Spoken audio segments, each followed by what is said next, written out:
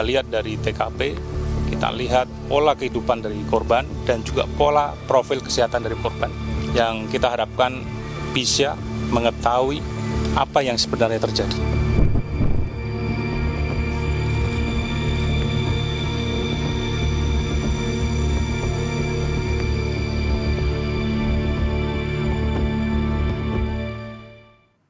Saudara, Polda Metro Jaya memastikan segera mengungkap kasus kematian ibu dan anak yang terjadi di Cinere, Depok, Jawa Barat. Di Reskrimum Polda Metro Jaya, Kombes Hengki Haryadi mengatakan pihaknya telah membuka file terkait curhatan kedua korban. Hengki menambahkan isi curhatan itu ada kesamaan dengan surat yang ditemukan saat olah TKP beberapa waktu lalu. Guna mengungkap kasus ini, Hengki memastikan melakukan olah TKP lanjutan. Menurut Hengki, kasus yang terjadi di Cinere ini ada kemiripan dengan kasus di Kalideres beberapa waktu lalu.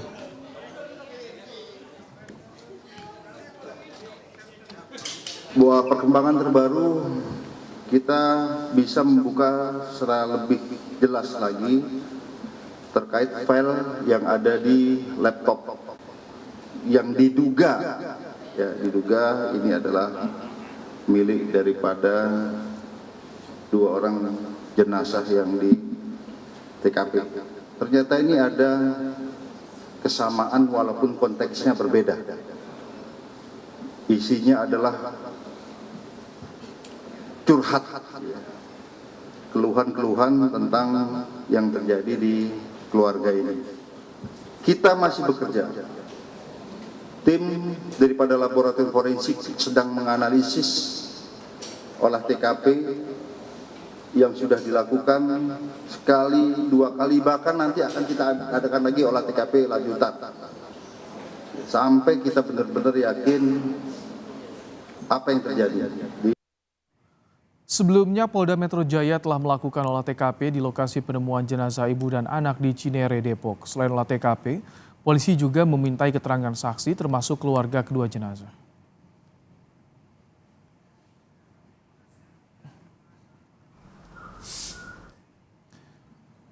Saat ini Polda Metro Jaya sudah melakukan otopsi lengkap kepada dua jasad ibu dan anak di Cinere, identifikasi pencocokan DNA pada keluarga terdekat, pemeriksaan toksikologi dan patologi dugaan jika ada tindak kekerasan, kebiasaan termasuk profil korban, dan menyelidiki jejak penyakit korban.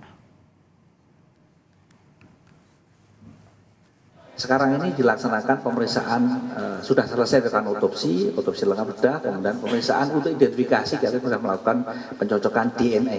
Jadi kita lakukan pencocokan DNA untuk menentukan siapa korban satu dan siapa keluarga. Ini juga pada waktu otopsi melibatkan alat namanya crime light. Crime light itu kita bisa mendeteksi adanya bercak darah atau perlukaan di tubuh, hasilnya negatif. Artinya kekerasan mekanik yang menyebabkan perdarahan tidak terdetek dari alat tersebut. Kemudian kami melakukan pemeriksaan toksikologi. Kemudian nanti kami akan pemeriksaan patologi forensik. Karena kami blind untuk data medik atau rekam medik dari korban ini, kami belum bisa men-tracing. Lalu sebetulnya bagaimana dokter forensik untuk bisa mengungkap sebab kematian seseorang termasuk di kasus kematian dua jasad ibu dan anak di Cinere, Depok? Kita akan bahas bersama dengan dokter forensik RSCM Ade Firmansyah Sugiharto. Selamat petang Pak Ade. Selamat petang. Baik, Pak Ade dari tim forensik sebetulnya bagaimana nanti mekanismenya untuk mengetahui sebab kematian seorang untuk mengambil kasus tewasnya dua jenazah di Cinere ini? Ya, yang pertama tentunya kita harus lihat dulu bagaimana kondisi korban ya.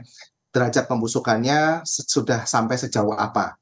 Selanjutnya ini bisa menimbulkan beberapa kesulitan dalam artian beberapa material biologis seperti darah ataupun urin mungkin sudah tidak bisa sulit untuk kita periksa. Di situ kita perlu lakukan pemeriksaan yang secara mendalam untuk mencari, pertama adalah identifikasi, tanda-tanda identifikasi dari almarhum, dan yang kedua kita mencari adanya bukti-bukti atau tanda-tanda kekerasan, baik itu kekerasan fisik ataupun kekerasan secara kimia.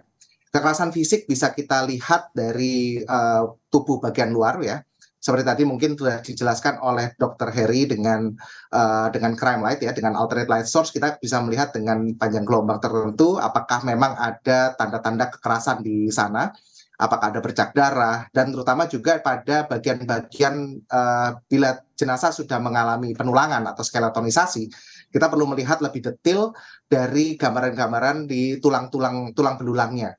Apakah ada mikrotrauma di sana? Itu yang harus kita cari. Oke. Selanjutnya tentu pada sisa-sisa material biologis seperti organ-organ tubuh yang masih bisa kita identifikasi perlu kita lanjutkan lebih jauh dengan pemeriksaan histopatologi forensik.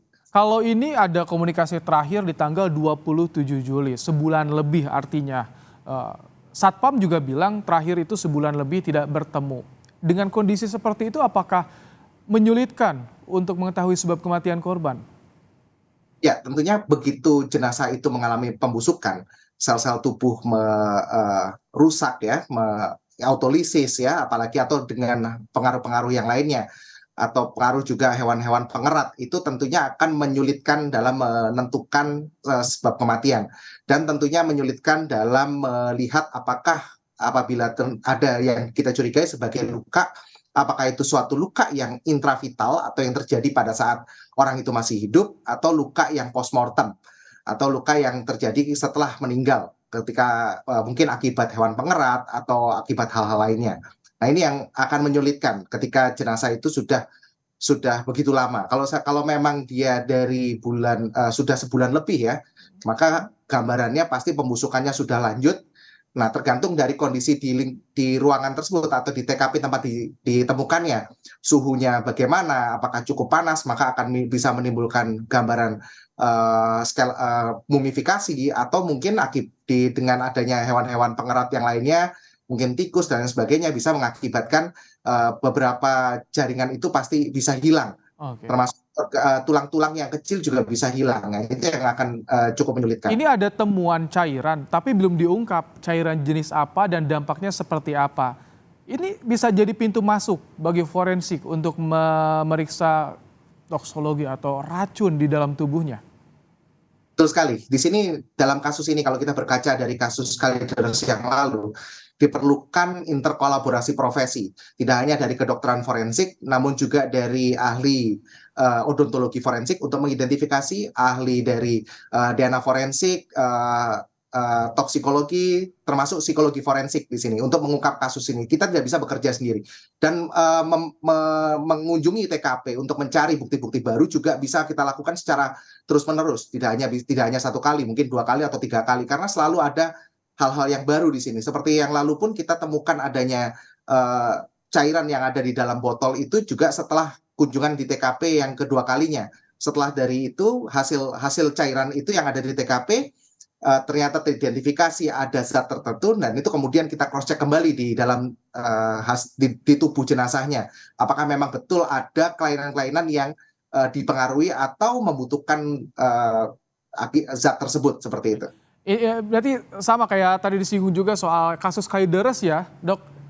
Itu sama treatmentnya untuk mengungkap sebab kematian korban ini, sama treatmentnya untuk melihat racun dalam tubuhnya, sama juga teknik-tekniknya atau step by stepnya. Betul sekali. Saya rasa kasus Kalideres itu menjadi satu tolok ukur yang baik ya, atau menjadi benchmark yang baik bagaimana kita mengungkapkan kasus ini. Tidak hanya dari sisi sebab kematiannya, namun juga faktor-faktor lain yang berpengaruh di dalam kejadian kematian itu sendiri. Apakah memang ada keterlibatan orang lain, apakah ada keterlibatan pihak lain, atau juga bahkan sampai melihat dari psikologi forensik bagaimana profil psikis dari orang tersebut, sehingga akhirnya cocok match dengan gambaran perkiraan waktu kematian dari jenazahnya. Kalau beda waktu profesi kematian, seperti ini, Dok, kalau beda waktu kematian kan ada 2 korban, siapa yang lebih dulu itu bisa diketahui juga oleh tim forensik. Ya, tentu itu yang menjadi fokus pemeriksaan. Derajat pembusukan dari kedua jenazah, kalau dari Depok ini ada 2 ya jenazahnya ya, ibu dan anak, itu harus kita ketahui derajat pembusukannya apakah sama atau berbeda.